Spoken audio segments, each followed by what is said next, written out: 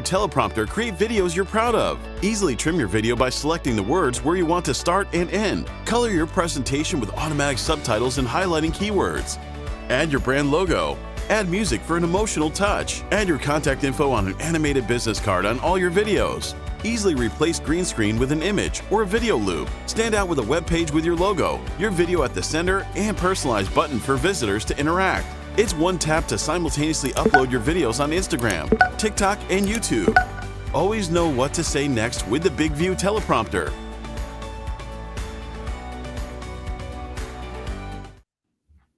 And hello and welcome to our workshop today. I'm your host, Cheryl Tan, and I'm thrilled you are joining us. Let us know what you do and where you are joining us from in the comments. I'm in Virginia Beach, Virginia, by the way.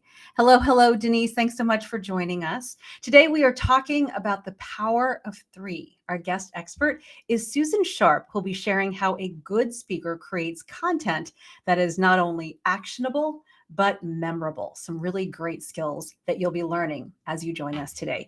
Let me tell you a little bit about Susan. She's an artist, speaker, and author who thrives on helping others with skill development and simplifying.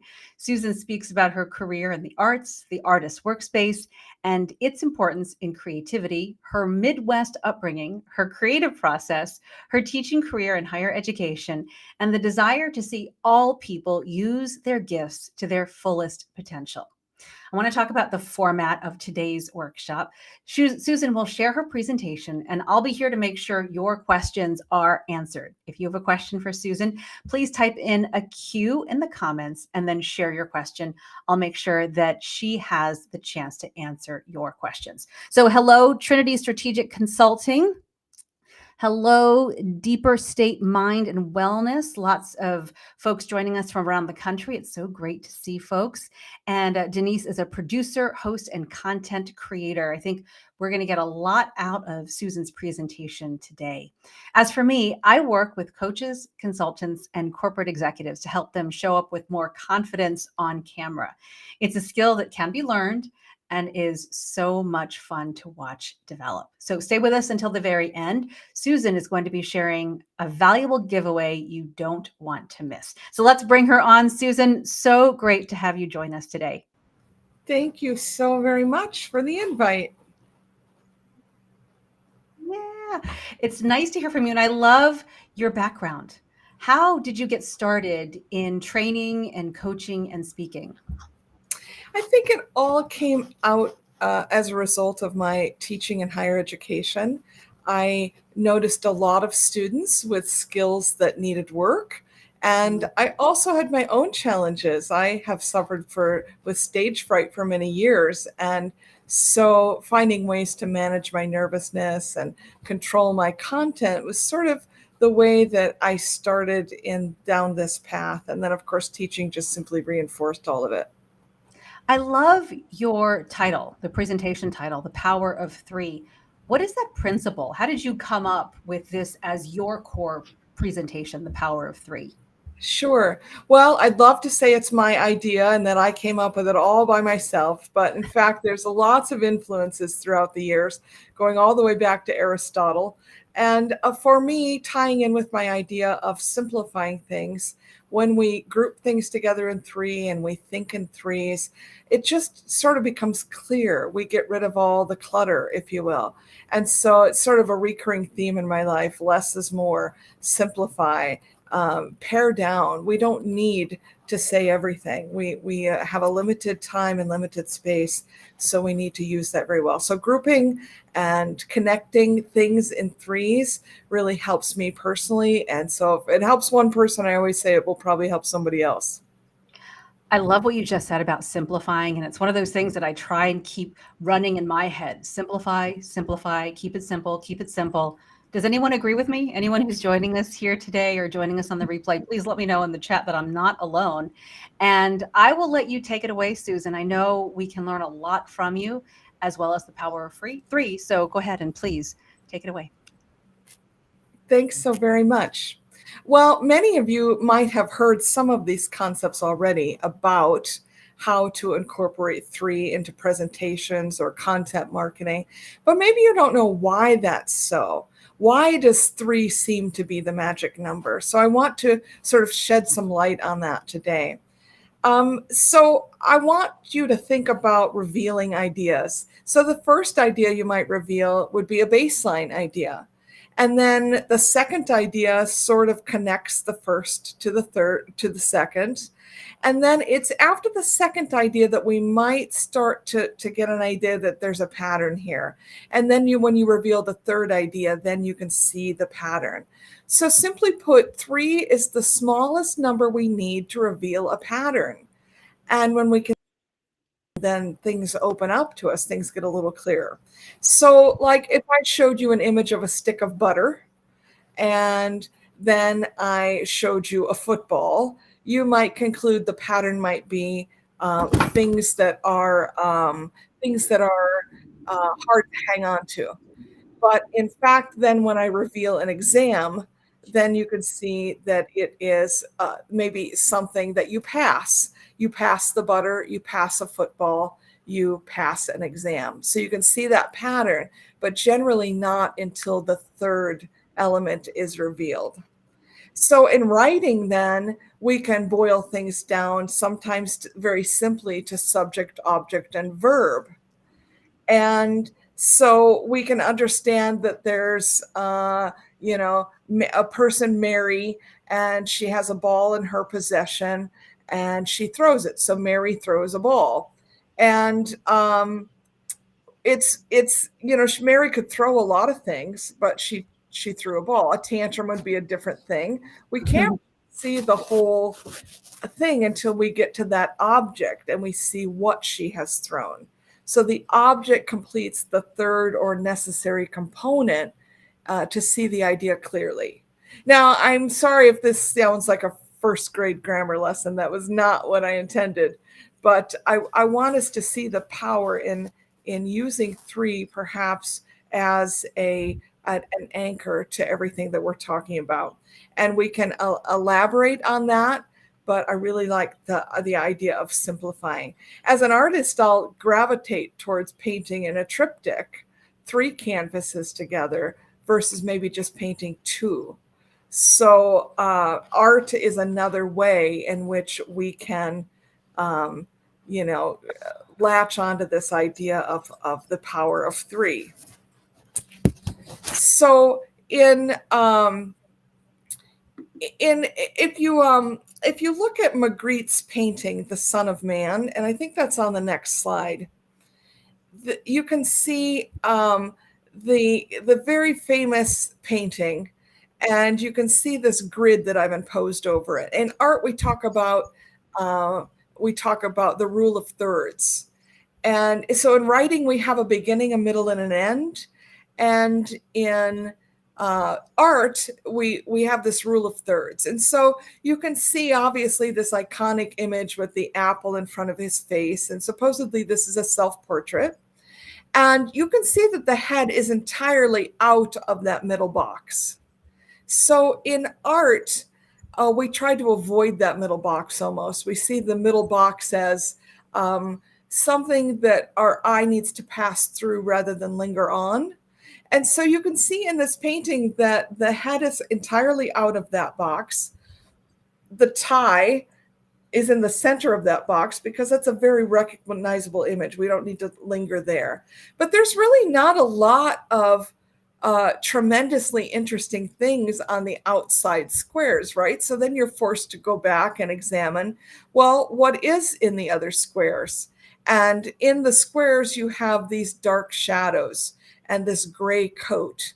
And so you can see that the eye naturally wants to go to that top square, which is in the top third of the painting. So my point is that in art, we like to maybe take things off of the symmetry and put them more asymmetrical, if you will.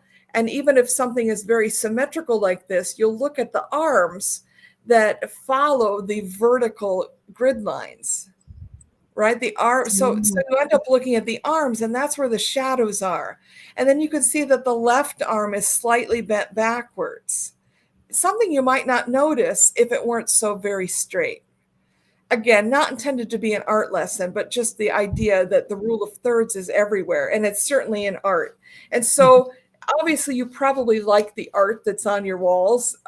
Try just visually imposing a grid over the top of it, and I bet you'll find that the most interesting bits aren't in the middle.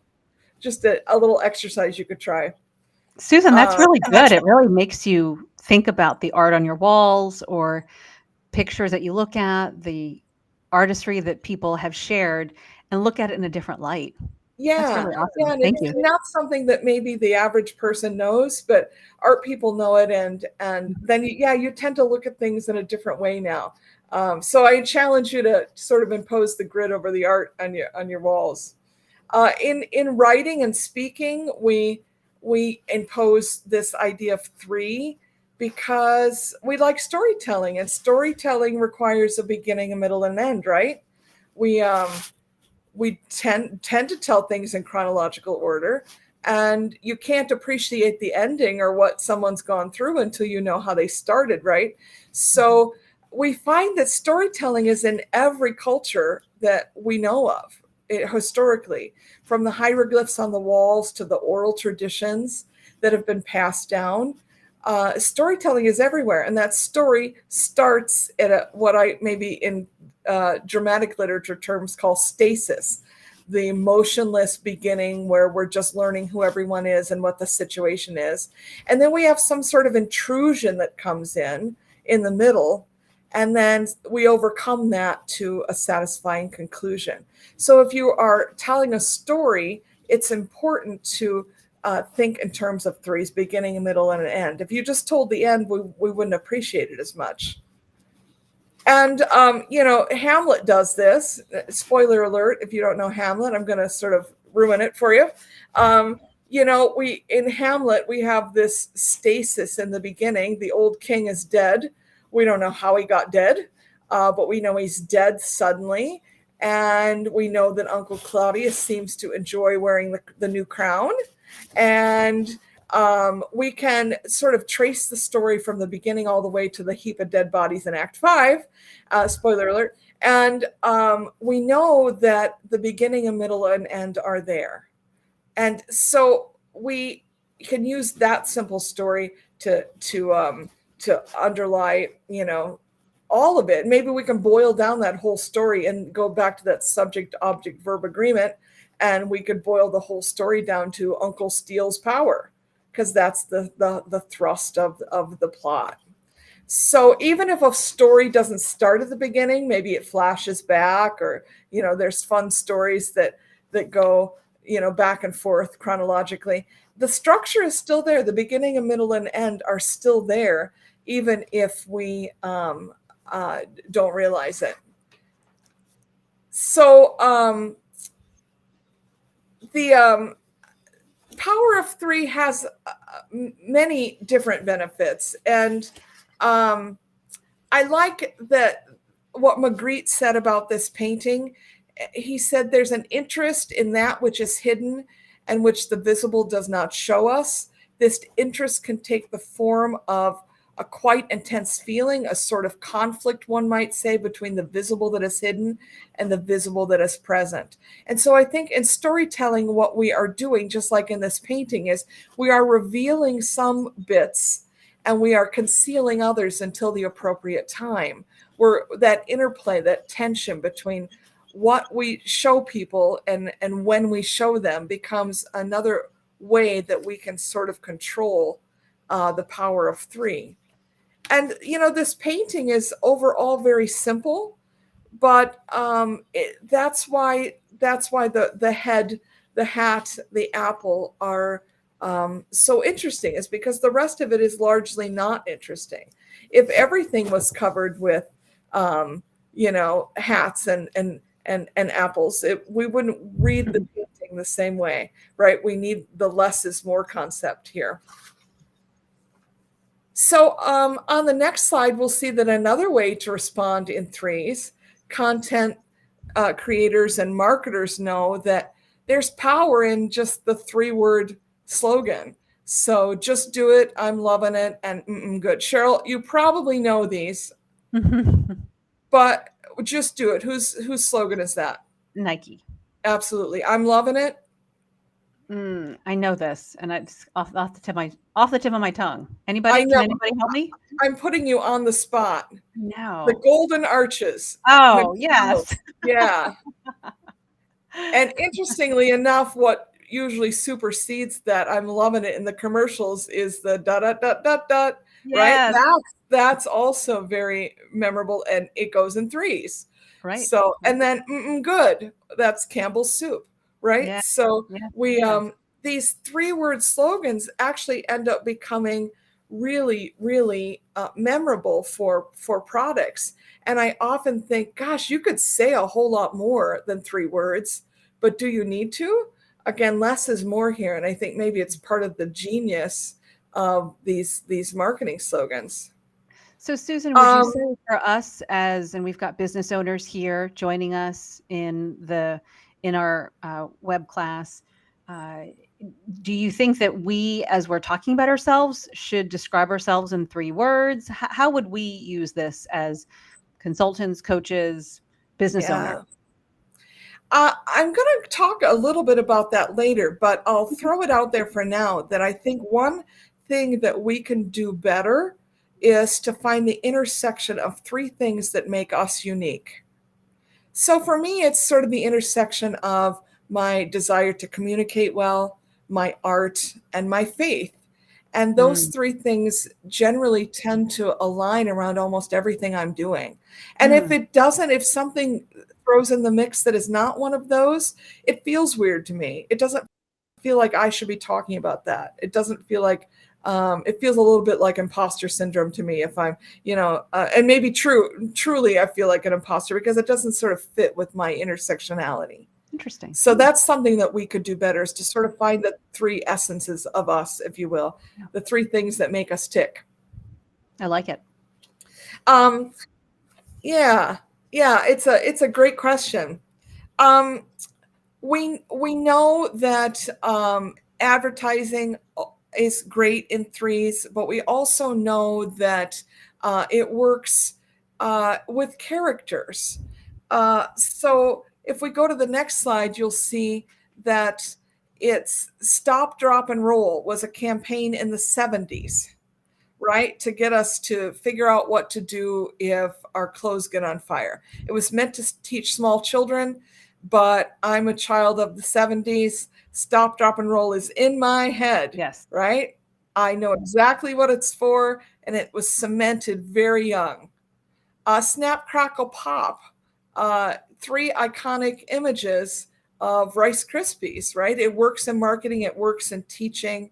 Aristotle found it worked in teaching. And then, of course, we have these famous character 3s, the 3 Musketeers, the 3 Wise Men, the 3 Little Pigs, right? And in terms of repetition, we can solidify ideas in our marketing, in our speaking, in our writing. We can solidify our ideas. So I think of Lincoln's Gettysburg Address. We cannot dedicate, we cannot concentrate, we cannot hallow this ground, right? 3 ideas that he put forth using that repetition. And even things like location, location, location, right? We hear that. It might not be something we're talking about, but it certainly influences where we put shops, where we put what billboards we advertise on, right? Blood, sweat, and tears is something we hear all the time. Life, liberty, and the pursuit of happiness. And interestingly enough, the pursuit of happiness, just pursuit of happiness is 3 words, right? So we're even that's, I think, why that rolls off the tongue so well, is that it's another form of 3. And for those Seinfeld fans, you cannot overlook yada, yada, yada, right? We say it still works.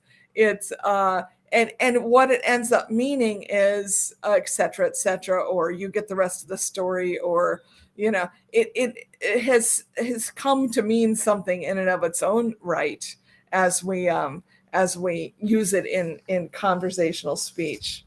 And I think one of the famous examples of of repetition is in Martin Luther King's I Have a Dream speech.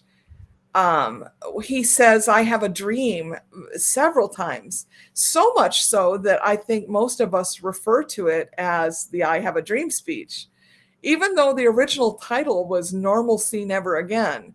Not at all the same ring as I Have a Dream, right? Normalcy Never Again. No, nobody knows the title of that. I had to look it up. I knew it wasn't I Have a Dream, but I had to dig to find it. And so the characters, studies have shown that characters and plots work better in threes. Obviously, if you have a duo, your interactions are limited, but a third person adds a whole different dynamic. There's a reason they call it a love triangle, right? That third person creates some sort of interesting tension or drama. It works in humor really well. And this is something good for speakers to remember, is sometimes you can sort of violate the rules of third, or the repetition of three things. I think it was Dick Van Dyke who said, can I get you anything? Coffee, donut, toupee. He violates the order of things because we don't expect toupee to be coming. But that's why it's funny, because he sort of breaks up the three recognizable things that he might get someone. Most people don't have a toupee they're going to whip out, right? So, and again, this trio of characters tends to be more satisfying in literature. And so these are the three examples I came up with right off the top of my head, but I bet we could dig. I'm sure your audience could name off 10 things right now. Characters, the three amigos, right? There's so many of them. Yeah. There's so many I can't latch onto them, but it tends to be satisfying to have three characters in something. I'm sort of again revealing my age by saying that I loved Schoolhouse Rock, and 3 is a magic number. Do you remember that? I do. Are you old enough? I do remember that. Yes. Yeah, so 3 is a magic number. Mm-hmm. And in there's so many different examples of 3. And there's a lot more possibilities with character development with 3 characters rather than 2. Musically, I also think of the waltz as one of the first things we learn in dance, how to dance a waltz, ballroom dancers. And then in music, when there's dissonance, we love when it's resolved. Mm-hmm. We love that the note right before the last, before it resolves, it's a moment of tension. It keeps us on our toes. I guess what I'm saying with all of this is that you really sort of can't go wrong with 3. It's sort of a good default to think in 3s. It's a safe number in almost every situation. And in some presentations, I could see where it could be a bit contrived. But I think in most situations, adhering to 3s really serves us well. Mm-hmm. There's sort of a perfection in 3s, if you will. Mm-hmm. And this perfection, we can see in Aristotle's things. And that's on the next slide. I talk about really 3 is perfect. So Aristotle noted that in persuasion, we need the speaker's ability or credibility to be present. That's the ethos in a speech. We need an appeal to logic. That's the logos in an argument. And we need an appeal to emotion. That's the pathos.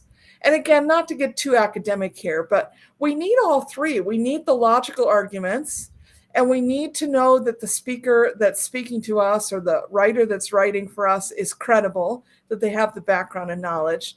But we also need that emotion. We need that emotional appeal to tip us over the edge. And it's often that emotional appeal in advertising that gets us finally to buy something, right? Mm-hmm. I admit to being sometimes a late night infomercial junkie, and So because I studied the persuasion in it, and it's amazing to me the power of seeing something dirty and then suddenly clean makes me want to buy that, even though I don't even have what they're cleaning. I don't even need to clean that because I don't own it. But suddenly I just want the product because I want that satisfaction of cleaning, right? So I think it's just something funny in us that we like that pattern of 3. And so we need the 3, the credibility of the speaker, the logic of the argument, and we definitely need that emotional appeal. Omne trium perfectum is literally translates everything in 3 is perfect. It's from the Latin. And the Kabbalah philosophy believes that 3 represents harmony. The Chinese believe that 3 is lucky. And Christians latch on to the idea of the Father, Son, and Holy Spirit, which I saw one of your viewers also latched onto. Yep. It's sort of the perfect idea. Again, 1 establishes a tone, 2 begins the pattern, and 3 completes the pattern. So everything is perfect in 3s. And so I think probably the clincher for me on why 3 is a magic number, like Schoolhouse Rock said, was that it latches on, or it reinforces this idea that we have in our brains. It comes from neuroscience that we like a pattern, and we like the least amount of pattern where we can see something. So again, 3 is the smallest number to create a pattern. And our neural networks really like it when we can quickly see something. And so the neural networks like it to reinforce what we've learned. So there's this idea of recall. We can recall something pretty quickly once we see this pattern of 3.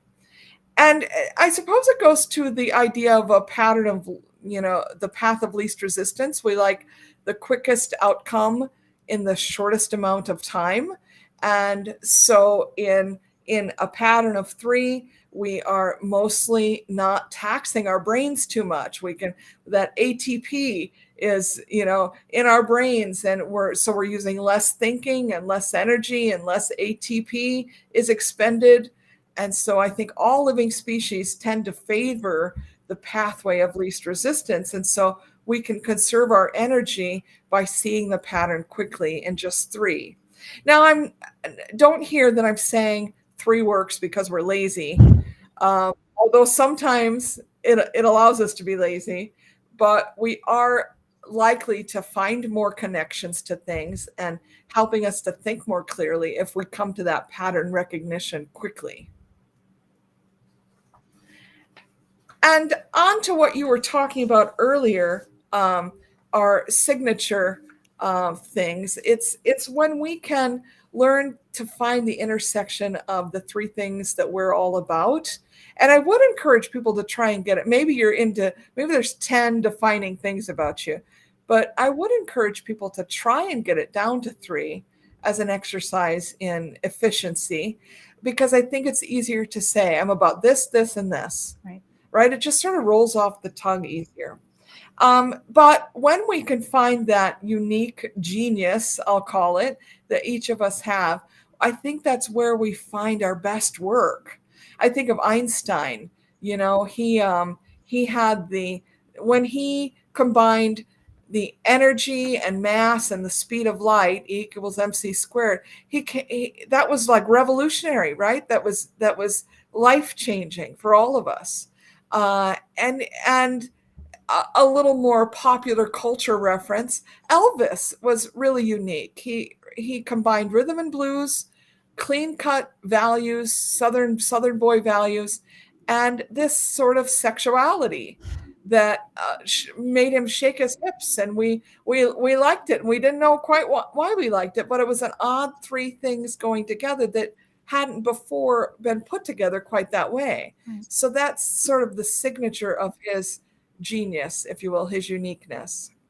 So do you think as you see people and their brands, Susan, you kind of see sometimes that, and I see this too, that sometimes people get caught up in their own description of their businesses without thinking about how the audience will connect with it, and maybe not using the power of three. Yeah, well said. So I think we have to do the power of three for us. And now I think we need to do the power of three, or the intersectionality of three things about our audience. Mm-hmm. And then I think we can find, maybe what is the best way to reach our target audience. Mm-hmm. So three things that make us unique as a brand or as a person, but then find the intersectionality of those things that your product is targeted to. Sometimes we are not the best. Sometimes we need outside help to do that. Thus, there's whole industries out there that will help you with your marketing, right? But sometimes we're too close to it. We need to step away and get perspective in order to see that. But I think you're absolutely right. We need to do the same thing for our marketing, our products in a different way. Yep. And I know you're going to address that, talking about how you can use the power of three that you've been talking about to help speakers, coaches, consultants, business owners. I know we have a lot of people in the real estate space here in this community who are interested in marketing themselves and growing their audiences and building businesses. So how can we use the power of three to help market us? That's a great question. So I think realtors is a great example because they know their neighborhoods, they know their territories, and so they know when the property comes up in a hot market, who that ideal buyer is, where their income level is at, if there's children or no children, what the schools are like. That's all about, in the wheelhouse of realtors. And having just sold a house, I just recently went through all of this, things I hadn't thought about, and I was appreciative of a realtor to guide me that way. So I think, again, boiling it down to what are the three key ideas, or the three key, what do I want to say, beneficial things or unique things about that house that will make it sell. That's usually where the photos come, right? There's always, if there's a unique part of a property, you can make sure that a realtor has photographed it, right? Because it's different. And then when we go to that house, we go, oh, honey, I want to go back and look at the house with that, whatever it was, that unique, interesting thing. So realtors are already well versed in that. But just thinking about boiling that down to the three key features of a house or a neighborhood or a market. Yeah, there's a lot more we could say, but let's boil it down for folks. When we get to marketing, I think sometimes we overdo color. I like to limit color in my slides, in my marketing, to three. I don't always do that, but I'd like to sort of limit to three. We can sometimes put too much on a slide when we speak. I think we think, oh, if somebody missed the presentation, then I can just give them my slide deck. Whereas I like to sort of create a little mystery and intrigue and say, if you missed it, you just missed an experience. I can't quite give that to you in a slide deck. So I want to create something beyond, I want to create something that I can give to them later, but I want them to realize that they've missed a live event. They've missed an experience that they can't go back and get again. That's part of the exclusivity of having a special event. And in terms of speaking and writing, I think that becomes a little more clear how we can do that. Again, I'm a big fan of minimalism. I think less is more. Even in advertising, sometimes I love just a singular image that makes me really think about what it is rather than a jumbled page of images. So I want to say less is more. We come from a consumer, information consumer generation. And so I think we think, oh gosh, I need to put everything out there, but I need to have tons of visuals. I need to use lots of color. But I would say less is more. You can see my slides are very simple. I have used 3 bullet points maximum on every slide. I have used 1 primary image on every slide, and I've minimized the number of images in the presentation because I believe it's the speaker's job to create the experience. It's the speaker's job to keep the presentation going. And the slides are just augmenting. The slides are just, supplementing what I'm saying. So less is more. And so 3 main points to a presentation. Always, if you can do 3 main points, it'll serve you well. I like to use acronyms.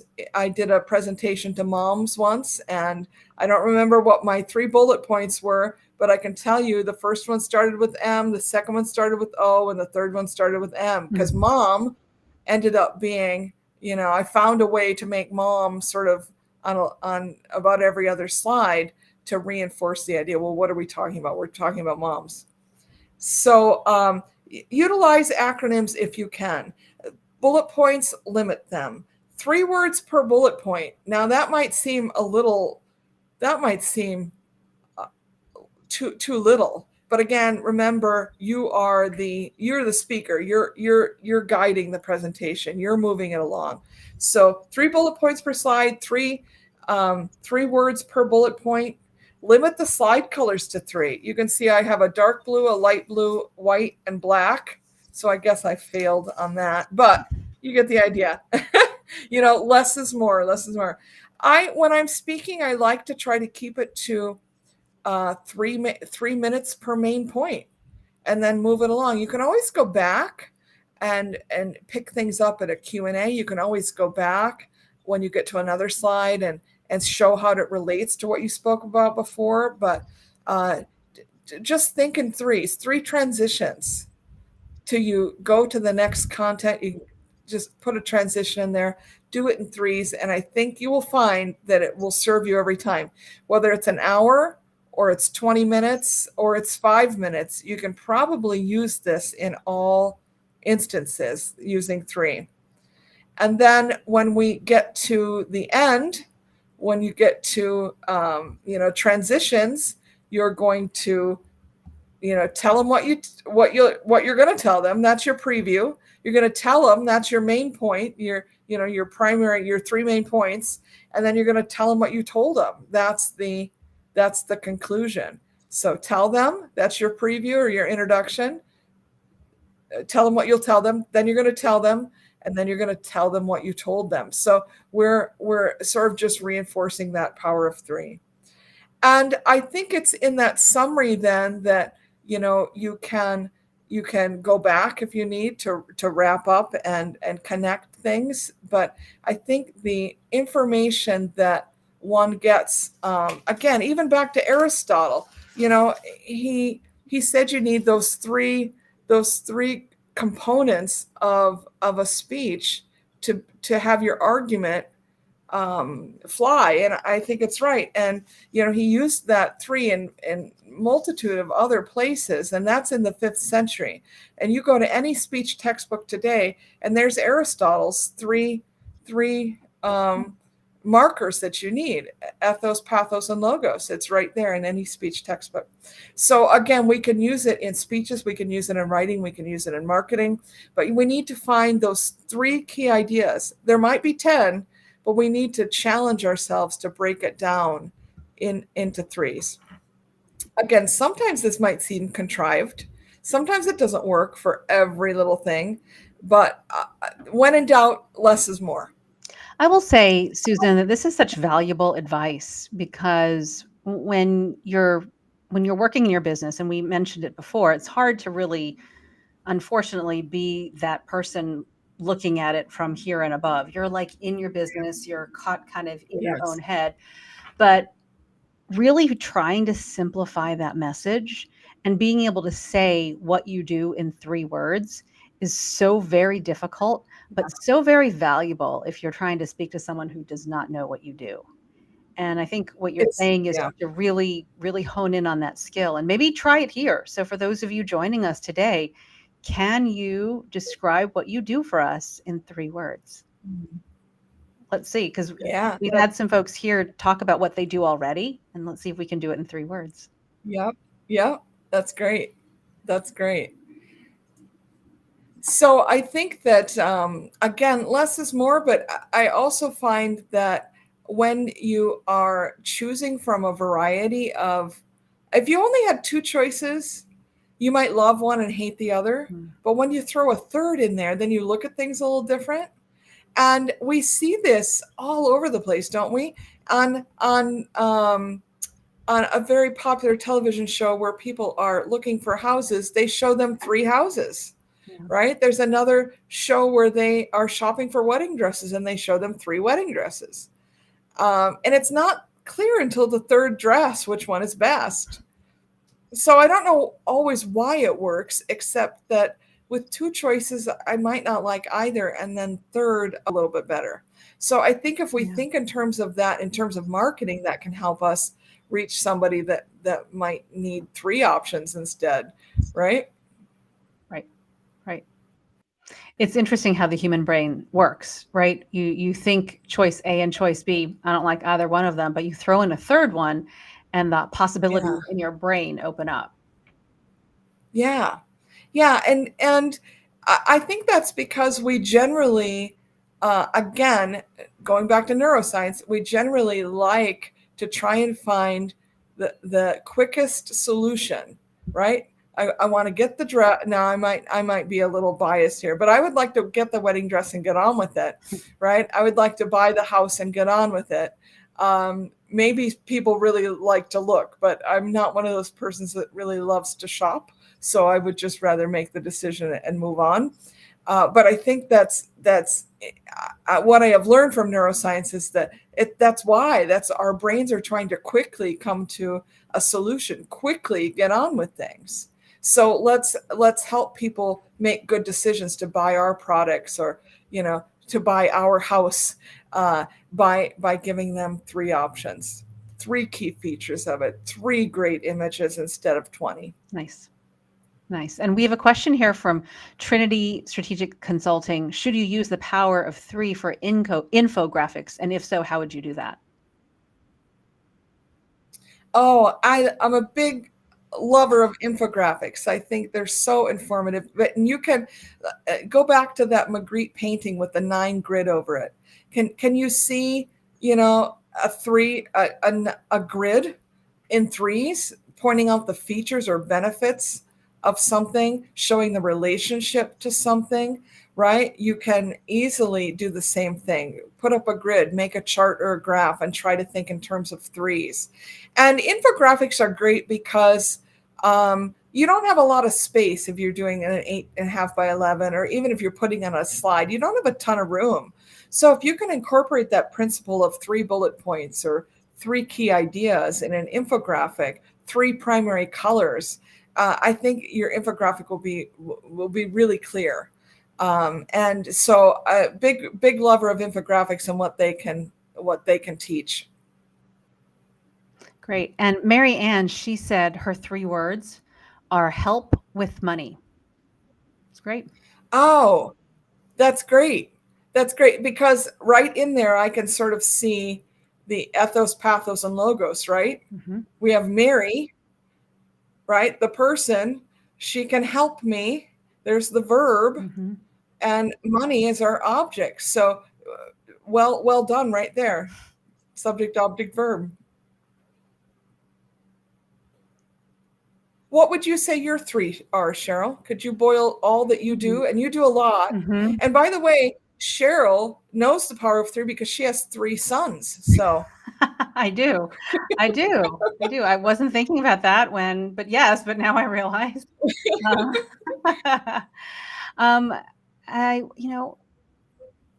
The words I would say, so I'm a media trainer, I'm a video strategist, and a consultant. So those are the 3 things that I do with clients, for clients.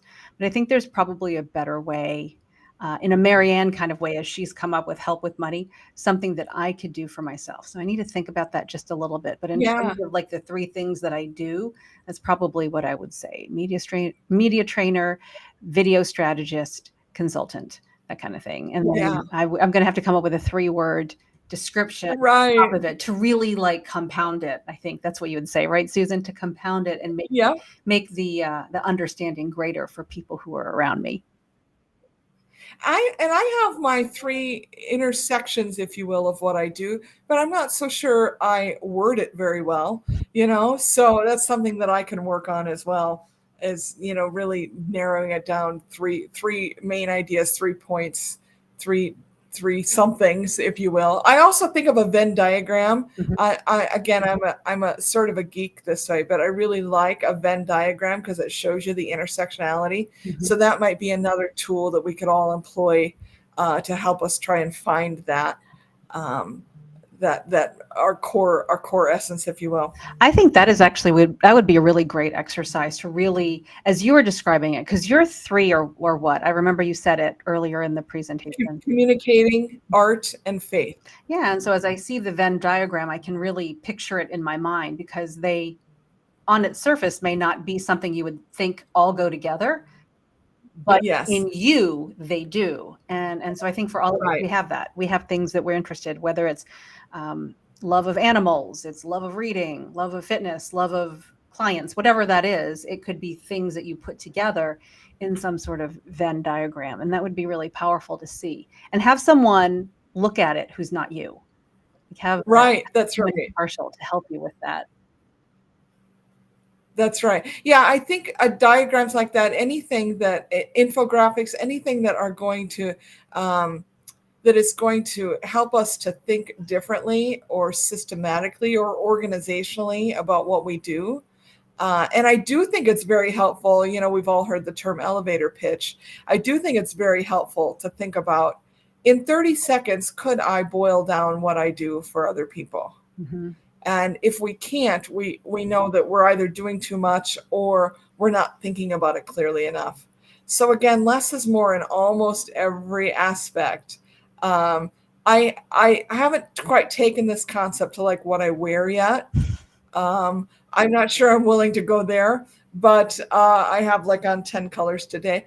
But I think maybe if that was more of my thing, if fashion was my thing, maybe I could even apply that to what I'm wearing, or and anything else that's going to sort of inform the public about who I am and what I do. Susan, this has been so helpful. Before we share your giveaway with our group here, is there anything you'd like to share with them as far as takeaways from your presentation? Well, I think most importantly, we need to simplify what we're doing. We need to find the smallest pattern that we can in what we're doing, what we're speaking about, what we're writing about, what we're marketing. Find that smallest common three things that we're about, that pattern of ideas, and let that help you. It should be that when you find them, life is better. When you find them, you've latched onto something you never thought about before. When you find it, you can now put images and content with it that you never thought about before. So 3 should be sort of, opening things up for you, helping you to work smarter, not harder. It's not trying to limit you or box you in. It's not an exercise in, is if this really doesn't work for you, if you're beating your head against the wall, then this is maybe not something you need to be doing right now, or maybe there's other pressing things. But I do find at some point when you come back to it, you'd find that it would help. So find that recognizable pattern, and find that it's all around us. You can find the idea of 3 all around us. You'll start now to see characters in movies in 3s. You'll start to see titles in 3s. You'll start to hear lists in 3s that you never did before, because I just sort of ruined it for you or opened it up. Which was it? Yeah. And then remember that if you're writing, if you can write your commercials with 3 characters, write your content with 3 different voices or voiceovers or whatever.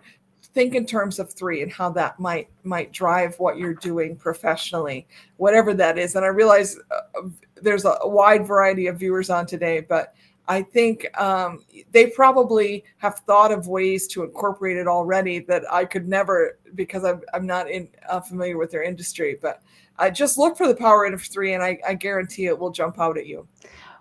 I imagine that when you were able to hone in on your the three things that you say about you when you meet strangers. Did people automatically resonate with that? Was it a change for how they started to work with you and come and want to hang out with you?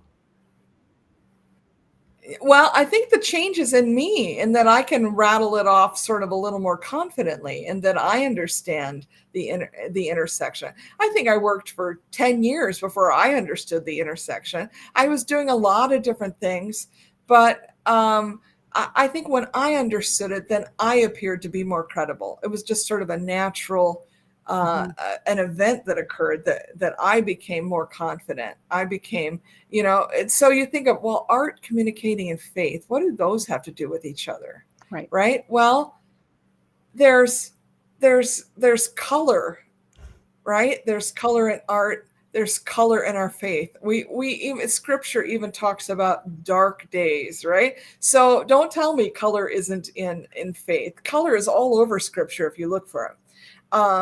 And in terms of communicating, we communicate very vividly. So if color is one of the things that I can use to communicate with, in my slides, for instance, I'm very conscious of using color proactively in slides. Color has meaning.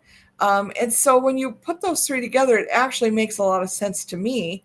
And I think it makes a lot of sense when I'm talking about those three things in particular. But maybe not so much today. but I think the three actually have a lot of overlap if you think about it. If you're not looking for that overlap, you'll never see it. But you have to be looking for it. And so once you see it, then you can communicate that better to people. And I think too, people find that commonality with you. Once they hear your three, they are trying to relate with how they feel about those things. And there's this connection point that maybe they wouldn't have seen had you not mentioned those things. I want to call everyone's attention to something that Trinity Strategic Consulting just put in the comments. Today's topic serves as a reminder to one, work smarter, not harder. Yes. Number two, you can still add value with harnessing the power of three. And three, it's easier for the audience to recall with the power of three. So it's like in her 3 bullet points, helping us remember to keep it simple and to use that structure as we are talking to people and marketing ourselves. So thank you very much. Yeah, well said. They're hired. So I wanted to give you the opportunity to talk about the giveaway that you're willing to share with the people who are joining us today. Absolutely. Well, I want to sort of take this a little farther and give you some more practical insights on how to use it specifically in writing and speaking. And so I have a handout for you that has links to my research on the power of three, so you understand that I didn't just make all of this up. So there's a handout there. There's resources. There's other ways to get you to think about incorporating the power of three into what you do. And so it's free for anybody who reaches out to me. Just send me an email, give me a call, find me on LinkedIn, whatever, and I'll shoot that resource to you. Wonderful. And those resources and information on how to reach you, that is in the comments here. Right below where you are joining us today. As far as Big View, the host of our program today, you can get a free 7-day trial for Big View. So if you're interested in sharing your three on video, you can use the Big View Teleprompter app and do that in a very easy way. So that is in the chat as well. So if you're interested in getting that trial, Bruno has put that link here in the chat. Susan, it has been so much fun to talk with you today. Any last words you want to share with the folks who are joining us? Go and find your three unique things today and start to put that on paper. You might wrestle with it for a few weeks or months to really hone it. And again, I need to even think about how to succinctly say what my three things are. But I think when you know what your three things are, then that becomes an easier job. And you might have 10 things you're doing, but try to boil it down under three broad categories. We're all a work in progress. And I think these workshops are a great place to really think about the things that can be done to move us forward. And in speaking of that, feel free to reach out to me on LinkedIn. I'm offering a 15-minute video audit. If you decide to take that step and share your big 3 on video, I'm happy to take a look at it. Just connect with me on LinkedIn, and I'll be able to share with you a link to book a call for a 15-minute video audit. It's been fabulous talking with all of you today. This has been a great conversation. This will be on the Big View YouTube channel. So if you want to watch it again, feel free to do so. And we will definitely catch you in our next workshop. Susan, thank you. Bruno, thank you. Big View, thank you. And we'll see you next time. Take care, everybody. Can own any room you walk into and instantly show up as the leader in your space. Hi, I'm Cheryl Tan. I'm a former TV news anchor turned entrepreneur, and I love working with leaders to help them develop 3 pillars of communication success: messaging, presentation, and strategy. Does this sound like you? You aren't sure how to look professional on stage or on camera, and that impacts how confident you feel showing up at all. You don't know how to describe what you do simply and clearly. You are most certainly an expert in your industry, but you haven't figured out yet how to explain that better. And finally, you don't have a presence anywhere, or at least an online presence you're proud of, which means you need to figure out how you want to show up and what you need to do to create that platform. My custom plan focuses on your message, your presentation, and your strategy. Once those 3 things are working for you, you will get noticed by the right people and opportunities. The best way to see if we're a fit is to have a conversation. Go to CherylTanMedia.com/consultation to book a call. I can't wait to hear your story.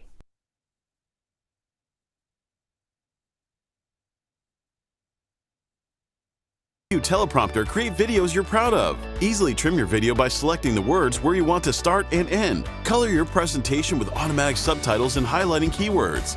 Add your brand logo.